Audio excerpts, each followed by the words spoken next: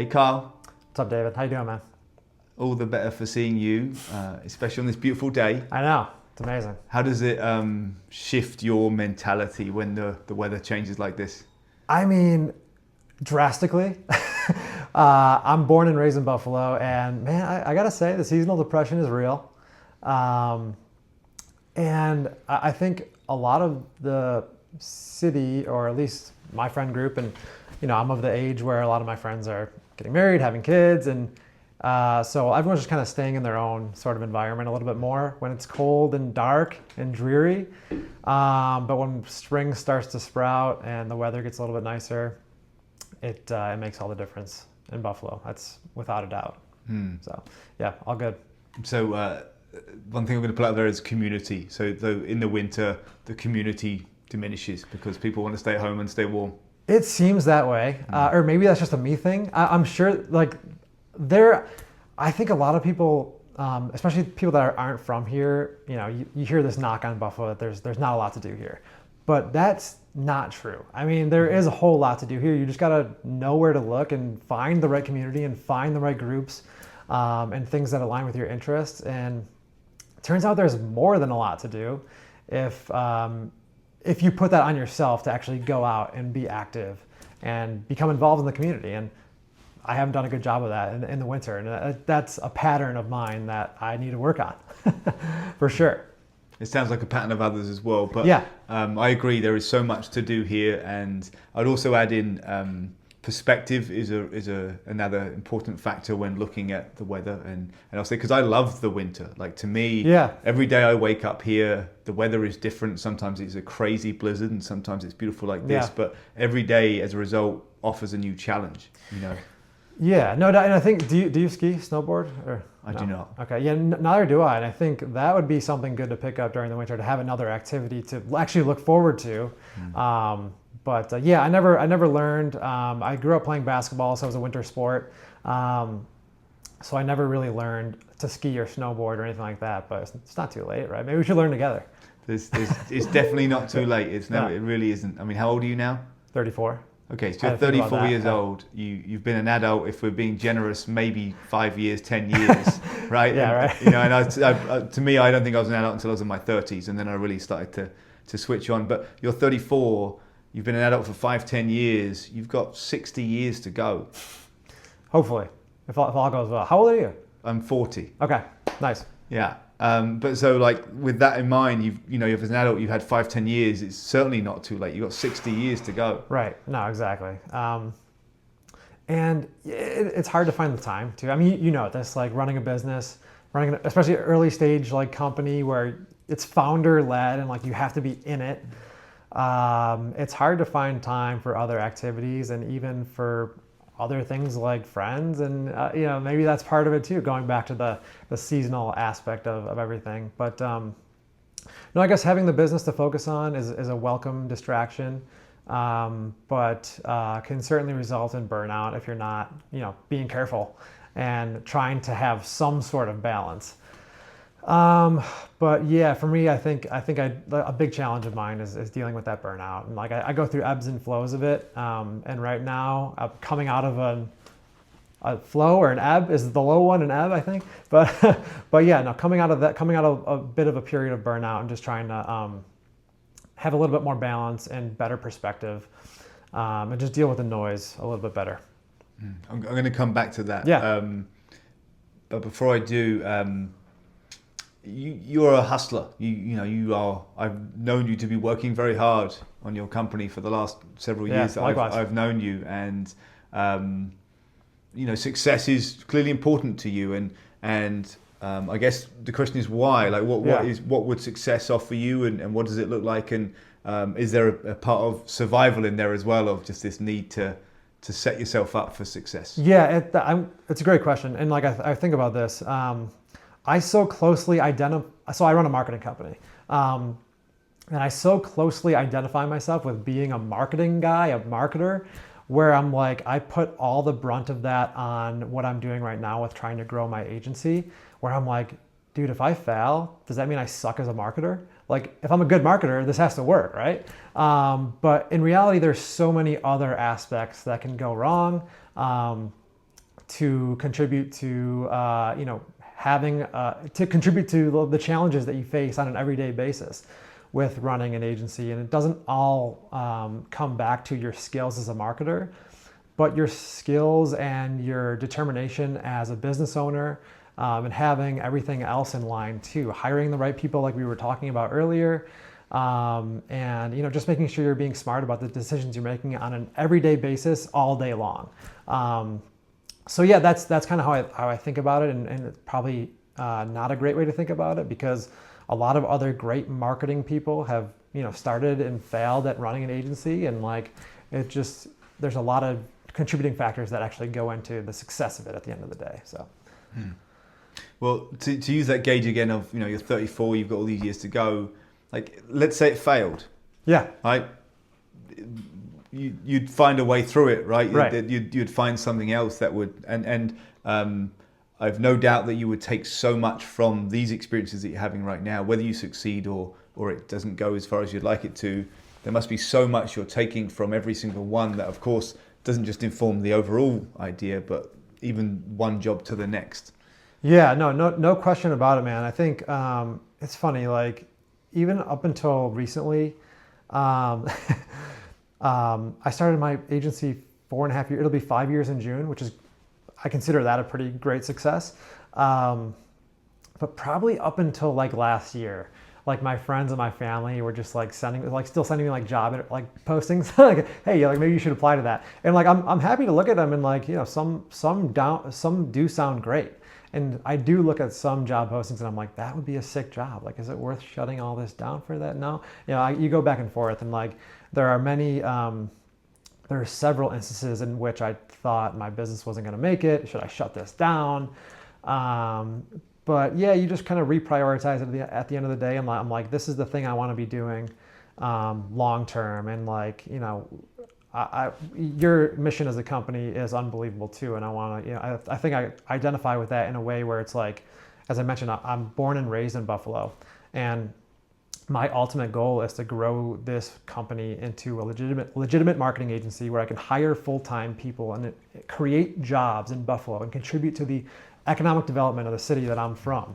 And if it has some way in shaping like the future of downtown and like adding density and adding more life just by creating a few jobs or promoting companies that are doing really awesome things. I work mostly with small businesses, and as corny and cliche as it might sound, I think like the fabric of a community is identified within the small business community, and like so helping small businesses and medium-sized businesses like succeed by offering them best practices in marketing is like a mission statement that I come back to at the end of the day that I'm really passionate about.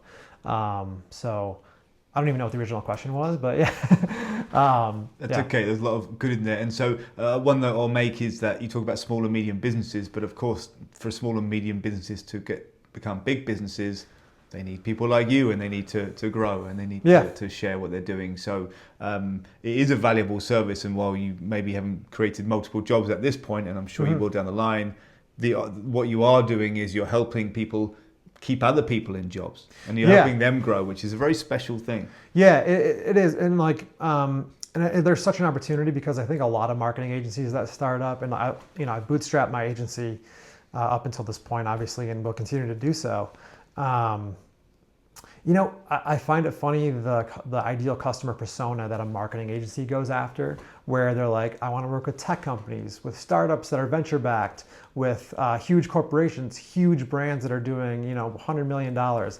And I think there's an opportunity to carve out a space where just to work with small businesses that they don't get the spotlight from marketing agencies like me, because it's not a huge like revenue driver, but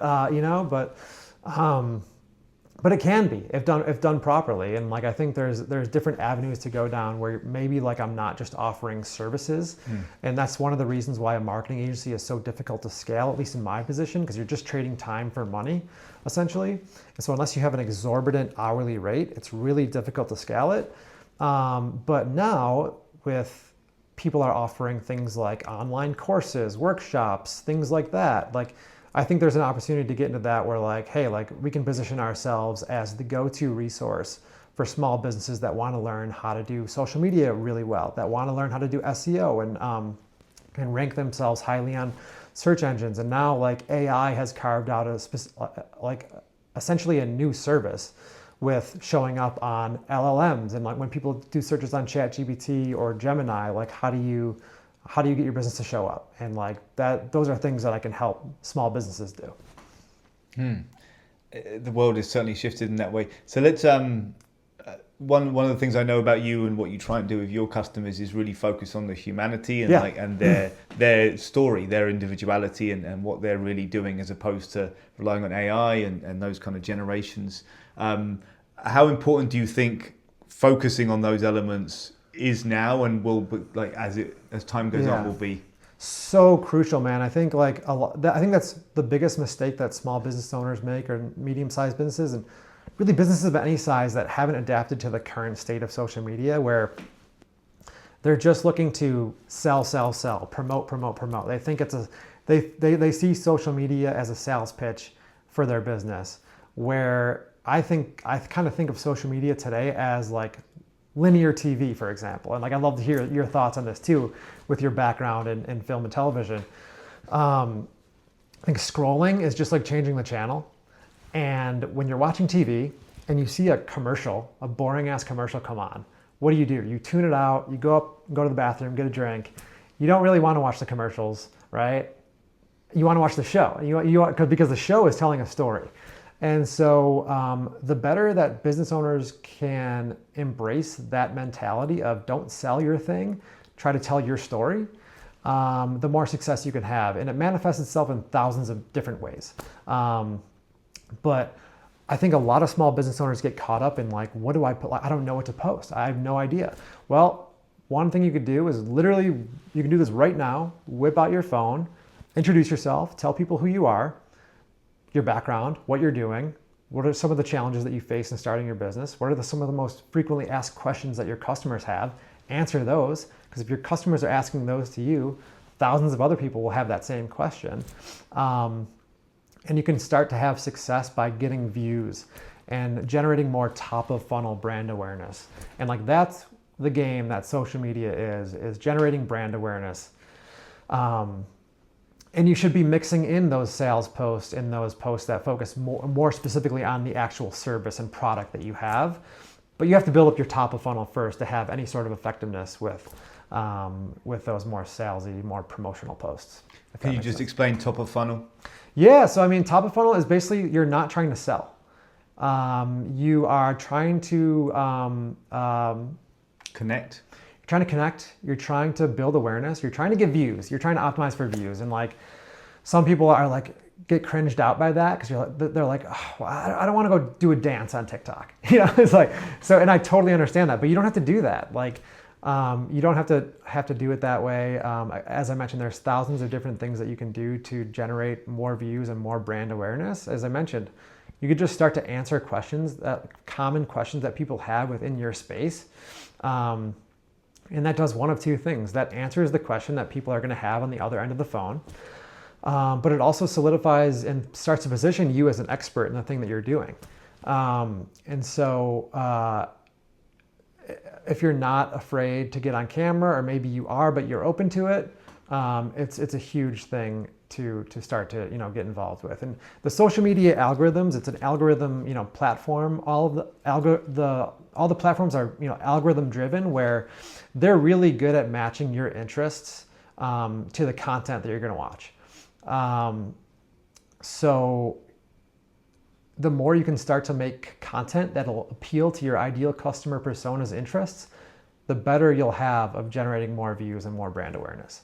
And so that's one of the reasons that you got to think about social media as a tool to tell your story, to showcase your personality behind the brand, and not just sell all day. Thank you for sharing that. Yeah. The connection element, like telling stories essentially, and telling their story, and that's to the question of what should I do? You should be yourself, right? You should lean into that, and yes. Of course that's very difficult for most people to do. And it, for me, most of my life it was very hard to do that. But you have to you have to practice that, and you have to be curious about what that is and what you're capable of. And the key word there being practice. And so someone, they're uncomfortable getting on camera for the first time, the next time it will be easier, and they'll be more confident, and they will be better. And the next time. And by the way, people watching those videos will not remember the first one. Exactly. And they're not going to think, oh, you're 50 videos in and suddenly you're really good, but that first one wasn't good. You know, 100%. That's not how people think. They see the growth and the progression, and so that consistency and telling those human stories, I'm sure, must be quite powerful. You completely nailed it, man. I think I completely agree with that. First of all, it comes with practice. Your first couple of videos, if you do get on camera and start to talk on camera, are not going to be good, probably, for the most part. But you start to learn your skills, you start to get comfortable, and you start to learn what resonates on the other end. So I think that's a really good point. And what was the other thing you said? Oh shit! What did you say? It's okay. We're going to move on. Okay. That's how these interviews are. I love it. Yeah. So you're 34 years old. Mm-hmm. You grew up with an idea of what the world was and what to expect from it. And I would assume that's not this isn't what you expected where we're at today. And without getting into specifics necessarily, like, how do you think about the future? Like, you're putting this effort into your company, into yourself, into your life, and you look at the world around you, and we don't know what tomorrow is going to bring. Yeah. And so how do you sit with that uncertainty and navigate it? Well, it's a great question, I think, and I think it probably aligns with your thought of it as well. And we had this conversation before we started recording. Hey, kitty. And I think your company is in a great position to kind of usher in this new era of continued technological growth, especially when it comes to AI, as you and I were talking about. AI is the hot topic of everybody now. But as more and more people start to adapt AI, as more and more companies start to adapt it and use it within their customer voice, within their marketing collateral, everyone's just going to start to sound kind of the same, I think. So I think to truly separate and differentiate yourself, I think one of the keys to marketing, like marketing 101, is like differentiation. You have to lean into the humanity of who you are and your business, and as we've been saying, kind of showcasing the humanity and personality behind your company. And so I think this new age of technology, yes, AI is great and there can be pros and cons. But as I mentioned, as more and more people start to adapt it, you kind of have to zig where others zag to find success. And I think you can speak to that well with what you're trying to do. And we had a little bit of a conversation before this as well. So, yeah, and to add to that, yeah, your human skills are the most valuable skills anyone can develop, and it comes from experience. Yeah. So when we think about uncertainty, you're like, for you're just like, you focus on the humanity of it. You focus on, and I'm going to kind of create some words for you, and you tell me if it's accurate. Right. So you're out there encouraging humanity, trying to find it for your clients and whatnot, and also in yourself, because you're growing on your own. Yeah. And as a through line for you, as you look ahead to the future, it's more about like your humanity and developing those things inside of you that is allowing you to feel okay about the future and preparing for the future. Yeah, no question, man. I think, and like I've been conscious about taking my own advice on this, right? And like, as we've been talking about, just like telling your story, like pulling out your phone, just talking to camera, and just kind of being vulnerable is what I've been doing, like on my social media channels, and I've seen it resonate with people, and it hasn't resonated on a huge level. You know, it's like, my posts don't get a huge amount of views, but I think they get the right amount of views and like the right amount of people seeing it. And you don't have to necessarily go viral to find success in your marketing. If you're speaking to the right people and if it's resonating with a certain subset of people and like your business serves that subset, then that's a success. But you have to do trial and error and experimentation to figure out what your voice is. And as we talked about, just like more practice and just getting more comfortable with talking to the camera and things like that, things of that nature. And I've been conscious about trying, because I'm preaching and I'm shouting from the mountaintops to do this, for other business owners to do this. And I started doing it more and more, and I've seen the resonance that it can have. So, yeah. Have you, since you started doing it more yourself, have you found it easier to persuade others to do it? I think so. I think just trying to have more conviction around it certainly helps. And, I think it is a challenge to get small business owners to embrace social media, I think especially in Buffalo. But I've been able to have conviction around it because I lost my biggest customer at the end of last year. And I was in a bit of a spiral trying to figure out what the hell is going to be next, because this is a huge chunk of my revenue as a solopreneur, run company. But just from posting on social media, I was able to build up my pipeline and like supplement some of the revenue that I lost to continue operating my business and to continue to, hire some freelance help and things like that. And like, just escalate and get to where I actually ultimately want to get to with my goal as a company, to actually be able to hire full-time people and create more jobs and grow this agency as a legitimate business. So yeah, it certainly has helped because I've seen the fruits of the labor and I've seen it work. Yeah, so it's like, it certainly helped to have conviction around it. And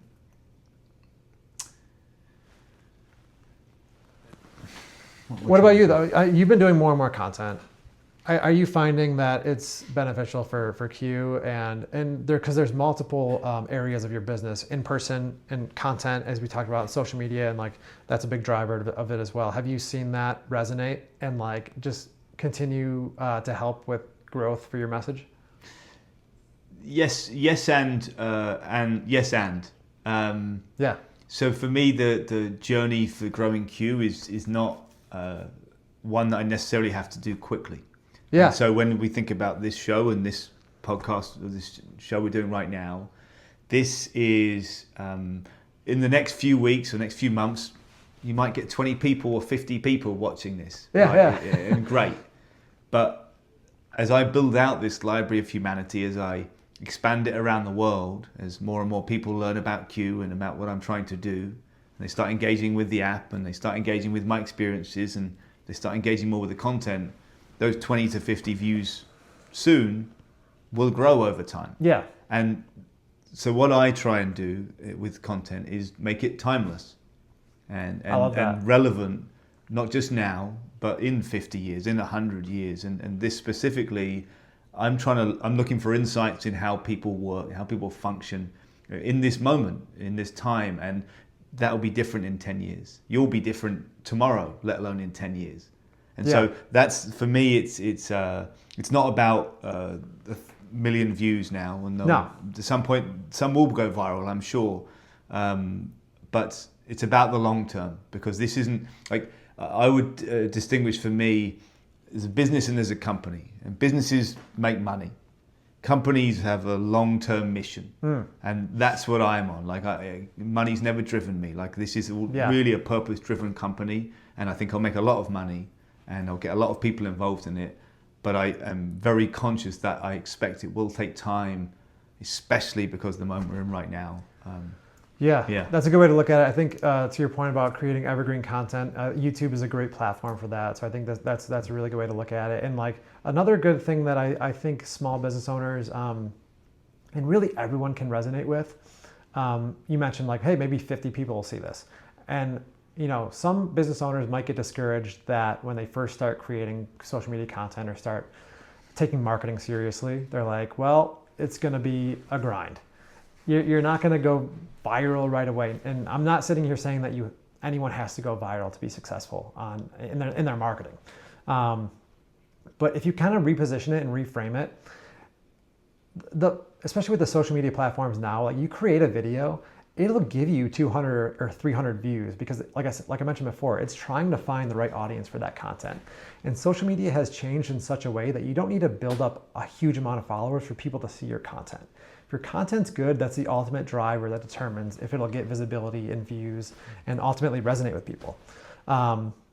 But I create videos and I create videos for clients, and I've heard feedback saying like, well, like disappointment that something only got 400, 500, 600 views. You know, okay, like maybe that's not a lot in the grand scheme of things, but if you think about you're sitting in a classroom or an auditorium and you picture 500 people, that's amazing. Like you're getting a message to 500 people. Like that's pretty crazy, and that's not viral numbers, but if people start to reposition it that way, I think they'll have an easier time on themselves and not putting as much pressure on themselves. You know, there's two things I'll pull out of that, which I think are really important notes, which is consistency and trust. And being consistent, right? Okay, you get 400 or 500 reviews. You do that post every few days, every week. 400, 500. Yeah. That adds up, right? You know, exactly. And along the way, because you're front facing and you're connecting with your audience and your potential customers, you're building trust because they're getting to know you, right? Most companies, most people are just names or faces at the end of a phone today or the end of an email, right? So to be able to connect with people and to build that trust I think is very, very important, especially again today. And again, that consistency. And so does that is that something you think about a lot? Yeah. That's a great way to look at it. And I think it goes into this point of like, when I probably was first coming out of school, which was like around 2014, you hear about this thing, and I heard about this thing called the marketing rule of 7. So someone has to see you 7 times before they make an action that you want them to make, whether that's a purchase decision or them reaching out to you for more information. Now, attention has become so fragmented with all the different channels and platforms that it's probably like the rule of 21. So people have to see you probably at least 20 times before they feel comfortable with reaching out to you about the thing that you do, about a question they have, about the thing that you sell. So it has made things more challenging and more difficult. And I can sense the frustration with my clients and with other business owners around that, but that's just the reality. I mean, unfortunately, and I wish it were different. I do, but it's the way things are now, unfortunately. So, just a simple bit of math as well for your customers, I guess, in this. Without that post, you didn't have those 500 views. Mm-hmm. So exactly. You didn't have any, right? So it's such an exponential, huge growth to what you're normally used to. Especially in a place like Buffalo, that feels like a lot to me. It feels like a good amount. There's some videos up which do get a couple of thousand, and that's great. But it's that's amazing for Buffalo and this region to get that many. My first job out of college actually wasn't in marketing; it was in sales. It was really hard, and still is very hard and competitive to find a job in marketing when you're first coming up. Very competitive field, but so I took a job at a marketing agency, but doing sales. And so I learned that side of things, which is really valuable knowledge. And along the way, I made friends with the people who are actually doing the marketing things. I got to learn that way a little bit and kind of parlayed that into my next job, actually doing marketing. But the point being, like in sales, you're taught that for people to make a purchase decision, they have to know you, they have to like you, and they have to trust you. Okay, and you touched on it, like there's no better way to do that at scale than by creating social media content that can be pushed out to hundreds, if not thousands of people once or several times a day on the 7 major platforms. And I know that sounds daunting, but there are softwares and tools out there to help you. I use a tool called Loomly, where there's social media scheduling tools where you create content once and you can push it out to all your platforms. You don't have to go individually to each platform to publish them, but I do like to kind of go individually, but because each platform does have their own nuances, and but that's kind of a 300 level thing. But if you're just getting started with creating content, start to think about doing it that way, just to avoid the burnout. Let me think of a nice little last question to end on. Do you feel just as passionate about your career as you ever did? Or more? Yeah, I do. Different? I do, man. And, but sometimes not. Sometimes I get frustrated just like everyone else with marketing. And we talked about this again earlier before we started recording, but I certainly go through series and stages of burnout. Um, and when that happens, it's hard to feel the passion that I normally feel. And that's just the reality of I think of doing it, and but just living with that and dealing with that and going through that, I think at the end of the day, like, does make the passion even stronger, because if you're able to stick with it and go through multiple phases of burnout where you're like, I don't even know if this is what I want to be doing anymore, like all this stuff, but then you really kind of reshift and reprioritize. You're like, okay, like it was a lot, but at the end of the day, like, I went to school for marketing. I've been in it since I graduated college in some capacity. And it's part of the reason why I wanted to get into it, because it is an ever-changing climate. When I first got into it, I'm like, I could have the opportunity to work with interesting technology, with fun, cool people, and collaborate with interesting people. And that has remained true, more than ever. So kind of going back to like first principles of like why you got into it, and then seeing everything play out and the evolution of technology and just the evolution of marketing in general as a result of the evolution of technology, makes things constantly interesting. And you have to be paying attention, and you have to be doing continuing education more than ever. So yeah, at the end of it, like, you come back to the fact that like you have to just keep up with everything, and that keeps things interesting for me, where I do ultimately like still have the passion that I once had for it, because there's just so much to keep up with, and it's always a challenge, but it's fun. It's never boring. And that's the part of it that I enjoy. Really what you've just described is life, in that Yeah. in that we face challenges along the way, and we deal with them the best way we know how, Right. based on what we've experienced thus far, and then we learn from them. And so the next time we face those challenges, we are better prepared and have the tools, and that is life. And Yeah. so it feels to me like that's very much just your journey with your career, is that general philosophy of life is like, there's challenges, yes, but there's value in those challenges, and they all help you get to the next place. I never thought of it that way, but yes, 100%. I completely agree with that. And I think owning a business, I heard from a podcast, I believe it was How I Built This. I believe the episode was Danny Meyer, a restaurateur in New York City. And he said something that I take with me, which is like, business ownership is just problem solving. It's just consistent problem solving hundreds of times a day. And when you like think about and when you reshift it to that mindset, then it starts to get a little bit more interesting, a little bit more fun, instead of feeling daunting. Because like, if a problem comes up and you're like stressing out, you're like, oh my God, but like that's all it is at the end of the day. So, and that's all life is. It's a series of decisions that you have to make on a day-to-day basis. And you make right decisions, you make wrong decisions, then you deal with the consequences. Okay, but yeah, no, that's a good way to put it. I never made that parallel before, but it's completely spot on. Good. Well, it's a nice place to end it. Yeah, sure. If you didn't share anything you wanted to share last couple of minutes, or you want to ask me a question, you can. This last couple of minutes, yours. Well, I find fascinating like your background in.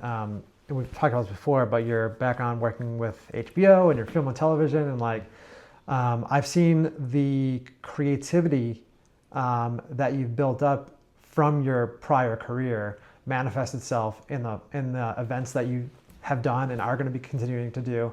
So I guess, how has your creative background and your film and TV expertise helped you shape what you've already built? And how will it continue to inform what you're going to be building for years and years and years? I'll try and answer this briefly, and I think I can encapsulate it. So my film and TV career was focused on the production and logistics, and I wasn't creative from the moment I went for my college interview until really 2022 when I left the industry. I said goodbye to my artistic creativity, because I was like, this is what I'm good at, this is what I'm going to focus on. And it was such an incredibly valuable experience. I had 20 years of full-on life experience all around the world with so many interesting people and places and situations and environments, and I just learned how to produce massive things and with lots of people and effectively communicate with people and be adaptable and not just solve problems, but see problems before they become problems, right? It's just training, training. And so in 2022, when I left the industry, I found my artistic creativity again, and it completely changed my life. It was one of the greatest gifts I've ever received. And I was very lucky in that, because I hadn't been producing anything artistic necessarily most of my adult life, I had just been learning about myself, and I've been on a very deliberate journey of trying to understand myself and ensure that I every day got better and better and better and could do more and be more. So when I did find my creativity, like learning the skill how to do these things was like pretty easy, but I also had the life experience to inform my art and to inform the stories I wanted to share and the things that I thought were important for people to consider. And it completely changed my life, and finding that creativity again in 2022, which I started with drawing and then painting and writing and photography and whatnot. It led me to Q. It led me to be able to be creative in this way and to fully embrace it. Like, I am a creative now. I would always consider myself like a producer or that kind of vibe. But now I'm like, I have all this amazing training to produce these massive things and experience. But I also have these creative ideas and abilities in lots of different areas. So for me, my life feels full now, whereas before it didn't. Like, it felt like there was something missing for me. Yeah. And so creativity, it just filled my life up in a way. Yeah. And again, not just the art of it and the creation, but in myself, like in the expression and just being able to reflect and understand myself through the creativity. Yeah, no, it's well said. And I think like a lot of people don't realize, but like a huge TV set is probably like a company in and of itself. There's so many moving parts and people you got to deal with. And your experience probably lends itself well to doing what you're doing now and creating your own company. So, continued success to you, man. I thank you for having me on. This has been fun, and I'll have you on my show. I put my show on the back burner a little bit. Just it's a lot, it's a lot to edit it, but yeah, we'll figure something out. But thanks again, man. Appreciate it. Thank you. All right.